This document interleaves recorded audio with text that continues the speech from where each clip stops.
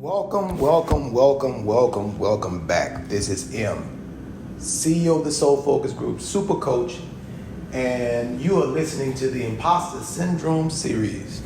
And the reason why I decided to do the Imposter Syndrome series is really because I know that a lot of people are struggling with the Imposter Syndrome.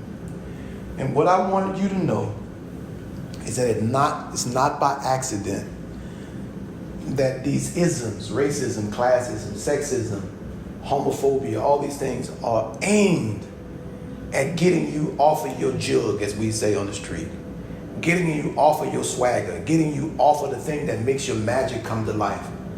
Because when you are showing up as the imposter, you are leaving your swag behind, you're leaving your magic behind, you're leaving your mojo behind. So this world has convinced you to leave your mojo behind, and you defend the right to leave your mojo behind. Are you out of your mind? And I'm gonna say it to you like a daddy would say, are you out of your mind for leaving behind your jug, for leaving behind your swagger, for leaving behind your magic, the thing that makes you, that gives you the oomph? When I hear Jay-Z say stuff like, when I go to these meetings with all these people who are looked upon as high powered, he says, I go as myself. I love the dude for saying that. I love the dude for not just saying that. I love the dude for showing up that way. Because who else is there to go like but yourself? But the reason why Jay-Z says that is because he knows that among people, period, not just people of color, but people, period, that there's this thing about us not showing up as our true self. Us believing that if we act a part, if we change who we are and play a part right, that people are going to accept us. Not realizing the only thing that can get you happiness in this world is your authentic self. Because happiness is not outside of yourself. Happiness is everything that you achieve with your authentic self. Think about that for a minute. Happiness, pleasure, success, power, all these things are things that you achieve with your authentic self, not without your authentic self. If you go to getting promoted to the top level manager, if you go to making millions of dollars, if you go to being the one that's at the top on the leaderboard, if you get there without your authentic self, that shit is not gonna make you happy. Because really, happiness is not an outside job. In other words, happiness does not come from the outside. Joy does not come from stuff. Joy comes from you applying your authentic self to get the stuff. Because it's really about the journey, not about the stuff. See, the reason why we have desires, and see, this is another component of our authentic self. Our authentic self comes along with some authentic desires. So these desires coming from our authentic self are designed to cause us to apply more of our authenticity, more of our uniqueness, more of our one-of-a-kindness. And the more of ourselves we apply, the more satisfaction and pleasure and fulfillment it brings out of us. So that's why you see billionaires, they're not going after money. They're not going after, what they're going after is the game of how much can I create? What else can I create? What else can I challenge myself to do in the time I have to do it? While those of us who are not showing up as our authentic self, showing up as imposters, we're not asking ourselves that question because we are reducing the most potent part of the equation, which is our authenticity. When I think about that, it's amazing to me just how this world has tricked us into believing that our authentic self is the problem. And you say, well, why is that, my D? I hear it all the time. When I talk to people, when we do anti-racism workshops and we do human solidarity workshops where we're working to get people to be in solidarity with themselves so they can be in solidarity with others, the first thing they throw at us as a reason why this is not going to work is because they say they can't be their authentic self. And we've fallen for that trick.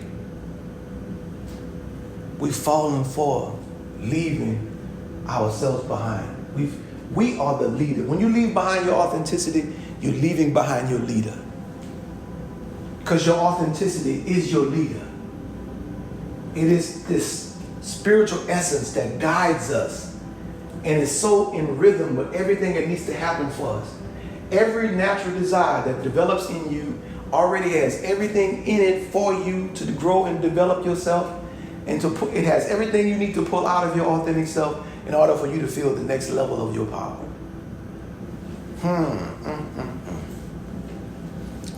Listen, I'm so excited about the opportunity to dig into this with you, because we need to be reclaiming who we are. I'm going to say it again. We need to be reclaiming who we are. Reclaiming who we are. Now, I have not always been 100% on my own side. I have not always been 100% on my own side. I had to work to train my dragon to become 100% on my own side. And when I say dragon, remember what I said back in the early segments. I talked about the dragon as two things. The dragon is your ego, and ego is another word for mind. Right? So the world tells your ego, tells your mind who you are. Then the mind starts taking on the persona of who the world says you are. Same thing. Ego and mind are simultaneous. They are the same thing. So you have to take back your mind and then train your mind to see, do, and have the things that you want in life, and to proceed through to the root in a way that is reflective of your integrity. Not in a way that will put you in conflict with yourself and have you at odds with yourself, unable to appreciate and enjoy who you are at this present time. Now, I must admit, sort of lost, because these are organic, these are unpredictable, spontaneous, all in conversations that I'm having with you. So I haven't written anything down. I'm speaking to you from my heart, from my whole heart, being fully committed to this conversation, because I want you to get back in your power. I want you to put on your big girl power panties, your big boy power panties, and begin to show up as your authentic self in every space you're in. Not reducing yourself, not undercutting yourself, not undermining yourself. I want you to start working on getting rid of all language that puts you down. When I say all language, even the language you having going on inside your head that nobody else can hear but you. I want you to start rearranging, transforming the language you use to talk to yourself. And start talking to yourself like it would be someone that you want to meet, some superstar that you've been wanting to meet all your life.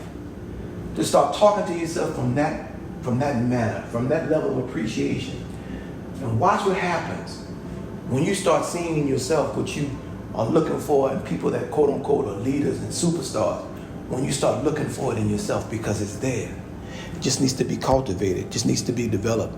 It needs to be the ground needs to be tilled and watered so that you can see and you can start getting the benefits of your own life. Listen, every gift that you have was designed first to bless your life. And if it is blessing everybody else's life and not yours, then you missed the point. You've missed the point. I remember I used to think that my job was to save other people. And I did so much impostering from trying to save other people because I wasn't stepping up as my authentic self. If you're leaving your own life in disarray, you going through life without what you need and you making sure everybody else have what they need, there's something wrong with that. As you showing up as an imposter, you're not being authentic and true to yourself if you're putting everybody else before you. Now, I know you don't like the sound of that, but it's true, because a lot of us are lost in the sauce of helping other people. That we've forgotten that we are a priority in our life, and we don't take care of the priority, nothing gets taken care of. Take a step back and start moving back towards your authentic self. Take it back in hand, embrace it. It's you. Love yourself. I'm him.